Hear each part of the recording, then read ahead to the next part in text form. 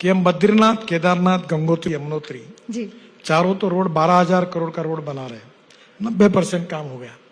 पर केदारनाथ में जाना बहुत डिफिकल्ट है, तो केदारनाथ में हम रोपवे बना रहे हैं, वंडरफुल। उसका टेंडर भी हो गया है और 5,000 करोड़ रुपए कॉन्ट्रैक्टर उसको खड़ा करने के लिए लगाएगा और हर साल रॉयल्टी करके 800 करोड़ रुपए हमको देगा। ऐसा रोपवे का भी वहाँ काम हो रहा है। तो 360 रोपवे, केबल कार, फेनिकुलर रेलवे हम बना रहे हैं, तो इसके कारण भी टूरिज्म बढ़ेगा। नमस्कार दोस्तों उत्तराखंड के पहाड़ों में भारत की हिस्ट्री का एक नया चैप्टर लिखा जा रहा है। दरअसल आज देवभूमि उत्तराखंड के ऊंची पहाड़ों में all weather roads, Chardham rail परियोजना और हाईटेक रोपवे सिस्टम डेवलप किया जा रहा है। लेकिन क्या आप जानते हैं कि इन प्रोजेक्ट्स में से सबसे चैलेंजिंग प्रोजेक्ट कौन सा है? दोस्तों आप में से ज्यादातर लोग कहेंगे कि Chardham rail project in project में से सबसे चैलेंजिंग प्रोजेक्ट है, और कहीं ना कहीं ये बात सच भी है। लेकिन असल में देखा जाए तो ये सारे प्रोजेक्ट अपने आप में एक चमत्कार है, क्योंकि हिमालयी क्षेत्र में खासकर उन पवित्र धामों तक जहां लोग हजारों कठिनाइयों के बावजूद अपने आस्था लेकर पहुंचते हैं, वहां तक इन सारे कनेक्टिविटी को पहुंचा पाना एक इंजीनियरिंग मार्वल है। दोस्तों आज इंडिया का सबसे लंबा रेलवे टनल देवभूमि उत्तराखंड में बन रहा है, जिसका नाम है जनासू टनल, और इसका लेंथ 14.57 किलोमीटर का है, जो अब ऑफिशियली कंप्लीट हो चुका है। और इसी के साथ एक ऐसा रेल प्रोजेक्ट रियलिटी बन रहा है जो आने वाले समय में चारधाम को सीधे इंडियन रेलवे से जोड़ेगा। जी हाँ, अब आने वाले समय में आप ऋषिकेश से ट्रेन पकड़ के सिर्फ 2 घंटे में कर्णप्रयाग पहुंच जाओगे, और फिर वही ट्रेन आगे बढ़कर केदारनाथ और बद्रीनाथ तक जाएगी। दोस्तों अभी तक जो यात्रा सिर्फ खतरनाक सड़कों और कई घंटों की सफर पर डिपेंड थी, अब वो फ्यूचर में एक कंफर्टेबल और सेफ ट्रेन जर्नी बन सकती है। और ये कोई सपना नहीं है, बल्कि इससे रिलेटेड काम ग्राउंड पर ऑलरेडी चल रहा है। दोस्तों रेलवेज ने कंफर्म किया है कि चारधाम रेल प्रोजेक्ट का फाइनल लोकेशन सर्वे कंप्लीट हो चुका है। मतलब केदारनाथ, बद्रीनाथ, गंगोत्री और यमुनोत्री, इन चारों धामों तक पहुंचने का रास्ता अब सिर्फ एक विजन नहीं, बल्कि एक डिटेल प्लान बन गया है। और इस प्लान में सबसे पहले स्टेप के तौर पर ऋषिकेश कर्णप्रयाग रेल लाइन बन रही है, जिसमें से अब तक 199 किलोमीटर का टनलिंग का काम कंप्लीट हो चुका है। और इस रेल लाइन का सबसे इंटरेस्टिंग बात यह है कि इस पूरे प्रोजेक्ट का 84% हिस्सा टनल के अंदर से जाएगा। मतलब आप जब इस रेल पर सफर करेंगे तो ज्यादातर वक्त पहाड़ों के अंदर से गुजरते हुए जाएंगे। अब जरा सोचो, केदारनाथ और बद्रीनाथ जैसे पवित्र स्थलों तक डायरेक्ट रेल कनेक्टिविटी, ये ना सिर्फ श्रद्धालुओं के लिए एक बड़ा रिलीफ होगा, बल्कि उत्तराखंड की इकोनॉमी, टूरिज्म और इवन भारत की स्ट्रैटेजिक कनेक्टिविटी के लिए भी एक गेम चेंजर बनने वाला है। दोस्तों ये प्रोजेक्ट सिर्फ एक इंफ्रास्ट्रक्चर डेवलपमेंट नहीं, बल्कि उत्तराखंड के लिए एक लाइफलाइन बनने जा रहा है, जो यात्रियों की सुविधा के साथ साथ पहाड़ों की इकोनॉमी और भारत की स्ट्रैटेजिक कनेक्टिविटी को भी एक नए लेवल तक ले जाएगा।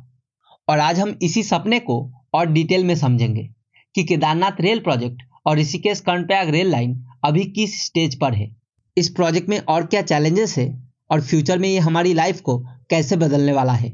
आइए जानते हैं। दोस्तों चारधाम रेल प्रोजेक्ट को लेकर सबसे पहले ये समझना जरूरी है कि ये एक नॉर्मल रेलवे लाइन नहीं है। ये एक मेगा कनेक्टिविटी मिशन है, जिसमें भारत के 4 सबसे पवित्र धाम केदारनाथ, बद्रीनाथ, गंगोत्री और यमुनोत्री को डायरेक्टली इंडियन रेलवेज के नेटवर्क से जोड़ा जाएगा। दोस्तों ये प्रोजेक्ट 2 अलग अलग अलाइनमेंट में डिवाइडेड है। पहला है दोईवाला उत्तरकाशी बारकोट लाइन, जो यमुनोत्री और गंगोत्री के लिए है, और फिर दूसरा है कर्णप्रयाग, साईकोत, सोनप्रयाग और जोशीमठ लाइन, जो केदारनाथ और बद्रीनाथ को कनेक्ट करेगी। दोस्तों रेलवे मिनिस्टर अश्विनी वैष्णव जी ने कहा है कि इस प्रोजेक्ट का फाइनल लोकेशन सर्वे कंप्लीट हो चुका है और अभी डिटेल्ड प्रोजेक्ट रिपोर्ट यानी डीपीआर बनाई जा रही है, जिसके बाद ही अप्रूवल्स और फंडिंग क्लियरेंस मिलेंगे। मतलब प्रोजेक्ट ऑफिशियली कंस्ट्रक्शन स्टेज पर तभी आएगा। लेकिन ग्राउंड वर्क और सर्वे ने क्लियर कर दिया है कि यह प्रोजेक्ट अब इमेजिनेशन से निकलकर एक रियल ब्लूप्रिंट बन चुका है। दोस्तों चारधाम रेल प्रोजेक्ट का सबसे पहला और सबसे क्रूशियल हिस्सा है ऋषिकेश कर्णप्रयाग रेल लाइन, और इस पर अभी काफी तेजी से काम चल रहा है। दोस्तों 125 किलोमीटर का यह रूट टोटल 5 जिलों को कवर करता है, और वो जिला है देहरादून, टिहरी गढ़वाल, पौड़ी गढ़वाल, रुद्रप्रयाग और चमोली। साथ ही इस प्रोजेक्ट में 16 मेनलाइन टनल और 12 एस्केप टनल बनाई जा रही है। दोस्तों अब तक इस प्रोजेक्ट में 199 किलोमीटर का टनलिंग का काम कंप्लीट हो चुका है। और इस रेल रूट में 19 मेजर ब्रिजेस बनाई जा रही है। साथ ही साथ ऋषिकेश से कर्णप्रयाग के बीच टोटल 12 नए रेलवे स्टेशन बन रहे हैं। इनमें से कुछ पॉपुलर रेलवे स्टेशन का नाम है योगनगरी ऋषिकेश, देवप्रयाग, धारी देवी, रुद्रप्रयाग, श्रीनगर, गौचर और कर्णप्रयाग। दोस्तों इस लाइन का 84% हिस्सा टनल्स के अंदर से गुजरता है। मतलब फ्यूचर में जब आप ऋषिकेश से कर्णप्रयाग तक सफर करेंगे तो ज्यादातर जर्नी आप पहाड़ों के अंदर से करेंगे। एक एडवेंचर और सेफ राइड दोनों साथ में। दोस्तों रेलवे मिनिस्टर अश्विनी वैष्णव जी ने पार्लियामेंट में कंफर्म किया था कि अभी तक 13 मेनलाइन टनल और 9 एस्केप टनल कंप्लीट हो चुका है।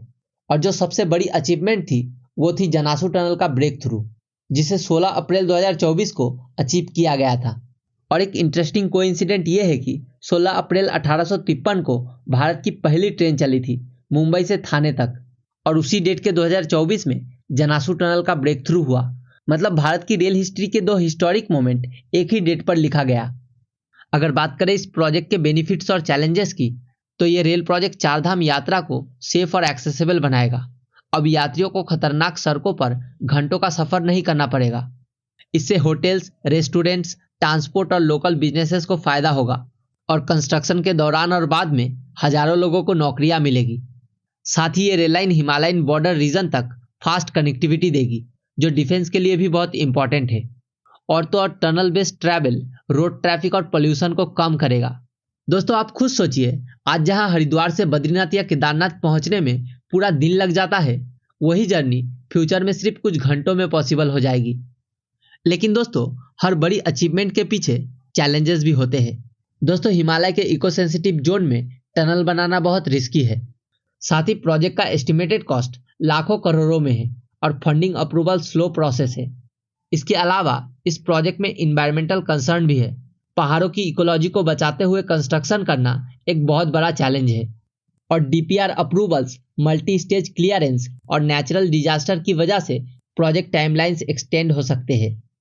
दोस्तों चारधाम रेल प्रोजेक्ट और ऋषिकेश कर्णप्रयाग रेल लाइन सिर्फ एक इंफ्रास्ट्रक्चर प्रोजेक्ट नहीं है, ये एक लाइफलाइन बनने वाली है उत्तराखंड के लिए।